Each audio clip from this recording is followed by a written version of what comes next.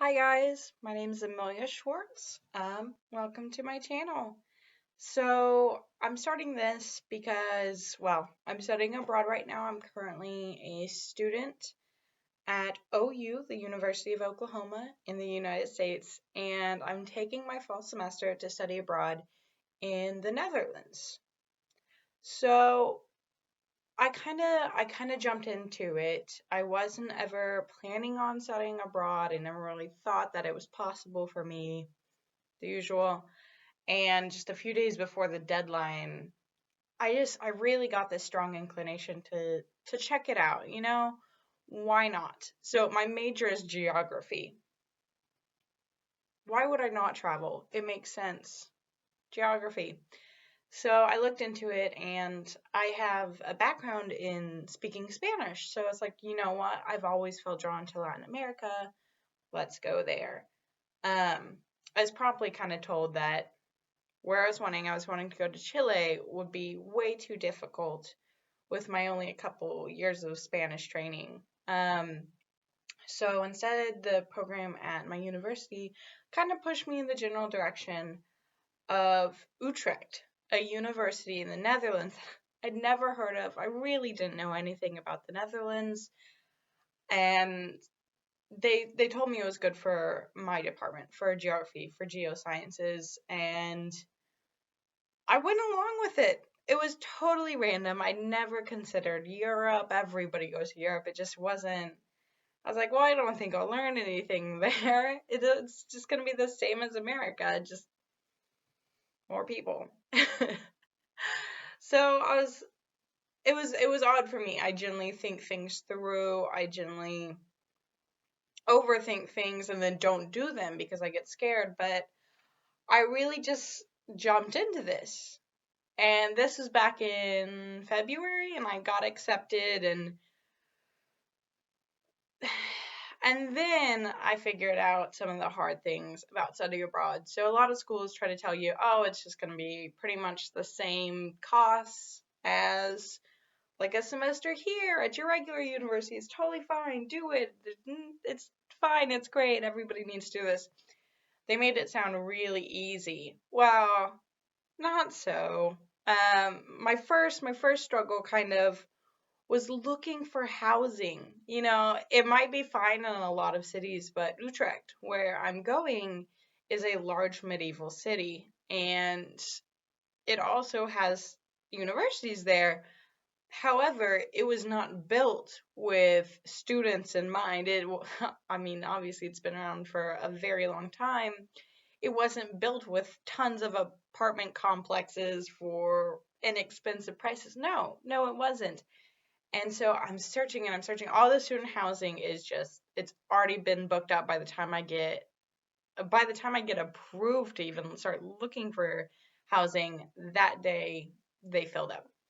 So that was stressful because that meant I had to go to third party options, stuff that wasn't really guaranteed by the school, might have been, might have been a scam, who knows? And it's not like finding an apartment in your town. You can't go out and go look. You can't meet the people. It's all online and it was really, really sketchy. I was getting super worried. I was thinking I was going to have to cancel my study abroad and just spend my senior year just in Oklahoma. And I reached out to my family because I have a lot of family in Europe. And surprisingly enough, I have family in the city that I was going to. My uncle's parents are from this area. And they ended up letting me live with them, and that's where I am now. Thank you, Rick and Caroline. Thank you, Seabird and Jesse.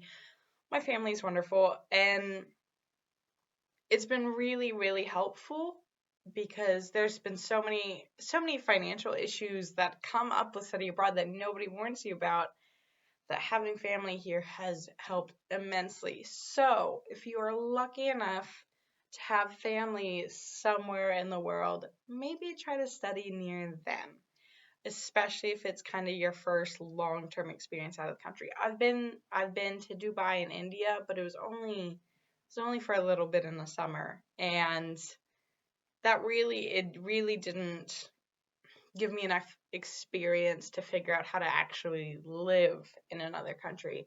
So if you can, find somewhere that you know people, at least in the area, and they can typically help you out so much. I've already spent a little over 2 weeks in Europe, just mostly with my aunt and uncle in France and Switzerland, kind of just trying to ease my way into it, and I highly suggest that. But I know it's also not reasonable or feasible for many people. So I don't know. I would give yourself an allotment of time just so you can kind of get your bearings. Maybe start somewhere that's a little more like your home country or your home state, and then kind of merge into where you'll be going. Uh, One thing I wasn't quite prepared for was, gosh, this is so stupid. The language. I mean, I knew that, of course, in these countries they have their own languages. They don't primarily speak English. Many people do speak English. Many people speak English as like a second or third language, and that has saved my life already because no one's speaking Spanish really unless you get closer to Spain, and even then it's a totally different like dialect than what you learn in the States. But I I wasn't ready for that. So in my head I was like, well, it's Europe. Everything's going to be in English and like totally fine. It's so ignorant of me. So ignorant. Do not think that while I have been able to get by with it and I'm learning some Dutch because I think it's wrong to get into somebody's country and then expect them to serve you rather than try to integrate yourself. I think that's wrong. I'm trying to learn Dutch, but obviously you can't learn a language in a couple of weeks. So there have been times I've had to say, I'm sorry, I speak English.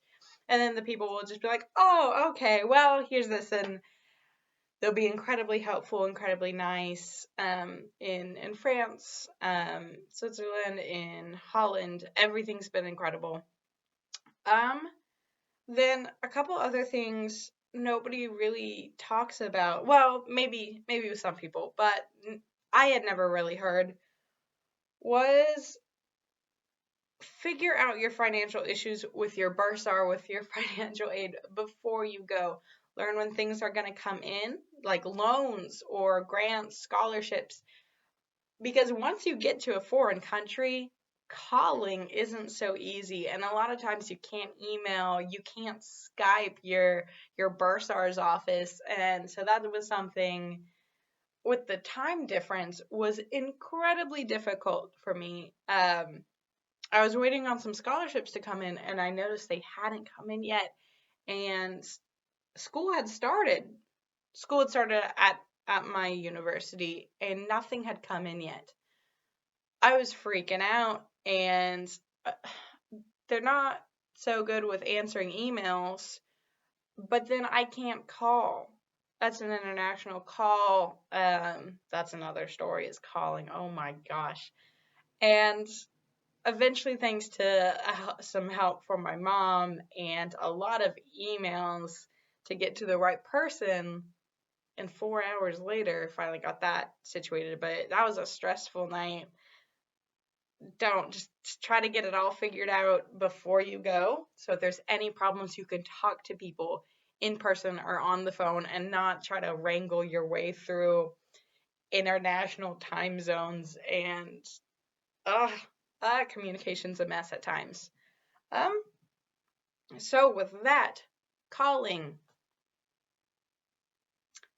Oh my gosh. Okay, so what I did, so I came in with my smartphone. I use an Android. I know you can kind of do it with iPhone too, probably a little bit easier, but you can turn off mobile data and just turn on airplane mode and then just only use Wi-Fi. And many of the apps on smartphones now will let you use Wi-Fi calling, will let you text your friends just using Wi-Fi, and you'll be totally fine. However, we're not quite in a place in society yet where Wi-Fi is everywhere. So when you're out on the town, you're maybe in a bus on your way to school, maybe you're walking between classes, you're not going to have Wi-Fi. You're not going to be able to check your email, you're not going to be able to text your mom. You're not going to be able to do a lot of things. Or if there's an emergency and maybe you're lost, you can't call anyone. You're screwed. You're screwed. You're totally screwed. So what my uncle and my aunt helped me with, they went ahead and they helped me get a Dutch SIM card. So I have to just switch out my SIM cards depending on if I'm going to be going out or not. Although it's fine just to leave the Dutch one in, because if I don't want to use the data on that, I can just do what I did with the American one. Just turn off the data, turn on Wi-Fi. Good to go, unless I'm out on the town. But then that way, I can keep everything turned off until I need something, then turn on the data. So much easier, because trying to get your American cell phone carrier to let you go international is incredibly expensive. So expensive. It's way cheaper just to get a new plan with a new company in your country. Don't don't go with like Verizon International or something, because I checked into that and oh my gosh, our rates would have skyrocketed. Not worth it. And then a second thing I'm still trying to figure out is, well, I've been abroad before, but it was only like 5 weeks or so. So what I did for money was I would just go to ATMs, withdraw cash for the week or 2 weeks, and then just spend it when needed. And then just if I needed more, go back to the ATM. However, that does rack up in a lot of card charges and international ATM fees, and also exchange rates are terrible. So I'm still working on maybe getting a Dutch card here, but a lot of banks only let you get an account for like, I don't know, 6 months or up. I'm here for a total of like 5 weeks. So, not 5 weeks, oh my gosh, 5 months. So, that won't really work. So, I don't know. The other day, I pulled out 250 euros, and I was like, oh, the exchange rate is super similar with the US. And then I checked my bank account, and I forgot about all the fees, and it added up. And like the US dollar and the euro are really similar right now, but they fluctuate. So once it went through, it had fluctuated to where the euro was worth more than the US dollar. And it took out $40 more from my American account than I'd kind of had in my head. So that was a little stressful. There's so many things you have to think about. Another thing, so chargers. What? Okay. Take like 2 or 3 travel chargers with you, because one might stop working. That's kind of what's happening to me. I couldn't charge my laptop for the longest time. I'm taking a class over the internet with my home university, and I had no way to get on my laptop, and because I wouldn't charge with the wall charger. So, and then I have my cell phone I need to charge, but what if they're both out at the same time? Take at least 2 chargers, so that way you can charge your laptop and your phone at the same time, and if one breaks, you still have one. And then also something that I saw like a few days ago, when I've already been here for a few weeks, I'm really mad I didn't think about this before I left. But bring one of those surge protectors and extension, like not an extension cord, but extra plug-in sets, where they're the long rectangles where you plug in multiple devices, because then you could just use that one plug-in for that long plug-in set into the adapter converter. And you don't have to use multiple. And then you can just plug in your American or your home country's plugins into that one strip. The power strip, that's what it's called. So much easier. I read so many Pinterest, Google articles, so many over the past few months trying to prepare for my strip. None of them mention that. But then, of course, once I get to the Netherlands after a few weeks in Europe, that's when I find an article, and it would have changed my life. So right now I had to figure out how to order internationally on Amazon, which is expensive as heck. Shipping is so expensive. Just bring everything you need. Don't plan on shipping things. Shipping is insanely expensive globally. Oh my gosh. Ugh. So I had to order some stuff on Amazon, and I had to do it through like Amazon UK or something like that, just to like kind of get it a decent price. And still the shipping is way more than the products are. So if you can pack it, do so. I'll try to later on in my study abroad make an extensive list of what I used, and I'll definitely include those. Another thing, so medicines. Obviously, bring all your prescriptions. But another thing, I thought it would be super easy to get ibuprofen or like melatonin, things that help me sleep, deal with pain. No, I forgot that other countries may use different sort of painkillers, and then nothing's in English or Spanish, of course.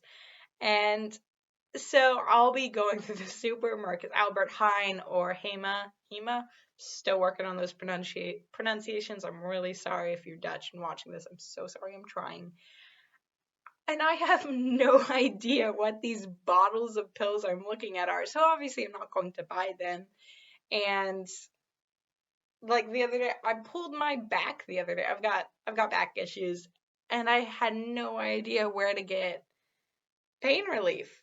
So I kind of just I had to stick it out the prehistoric way and wait it out. And it was like 3 days of intense pain. And I still have no idea where to get meds.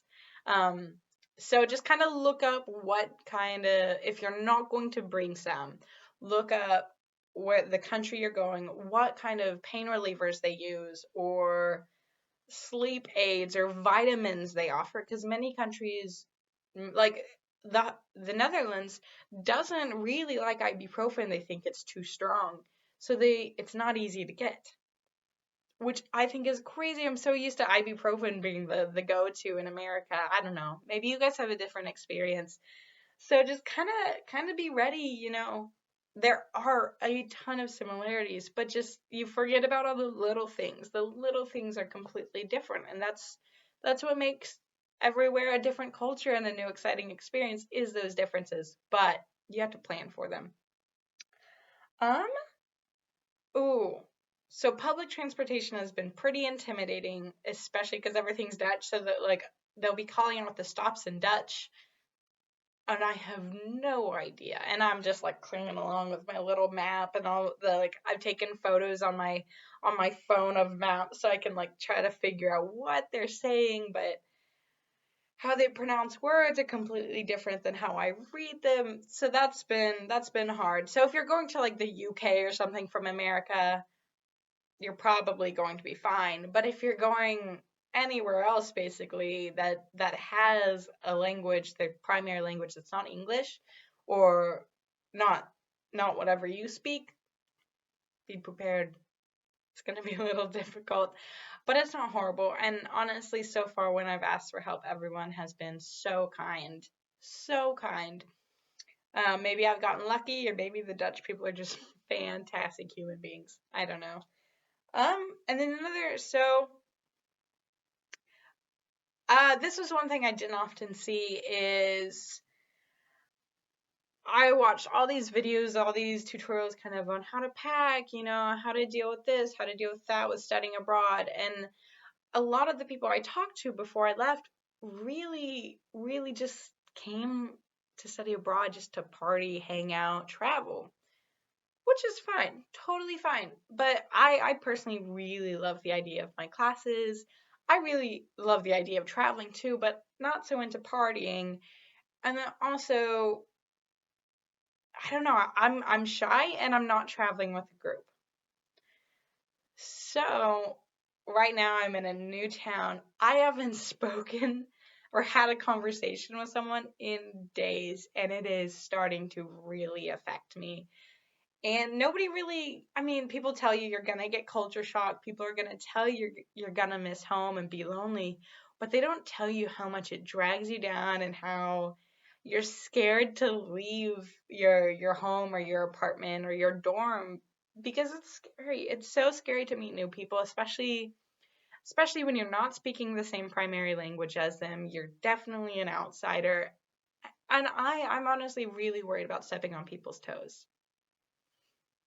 Sad, but that's something I've had to deal with. And then also, if you've been dealing with like a rough year or maybe a rough couple of months before you leave for study abroad, it's not going to change.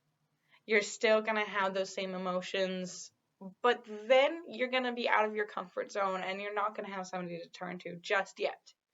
I'm sure eventually I'll find people to turn to. I really hope so. But like for me, I had two of my grandparents pass away this summer, and I've just had a lot of crap happen this year. And I was kind of hoping, getting to Europe like would be getting away from it all, just moving on. And then yesterday night, it kind of came back to me, and I was looking at pictures of my granny, and I couldn't deal with it, and I had no one to turn to. And also, it was like a weird time in the day in the U.S. when I was dealing with this, and it's hard to get in contact with people. They're in classes, they're at work. And also, how do you comfort someone through a Skype? Like, so that's something, just be prepared. Your troubles aren't going to go away. You're just going to have to learn to process them differently. So, this has been a really long first video. I'll be trying to post more, but shorter videos over the next several months that I'm here. If you have anything that you want me to talk about, or maybe they're like, hey, your camera angle is terrible, fix it. Sure, this is my first YouTube video. I would love any help. Thank you.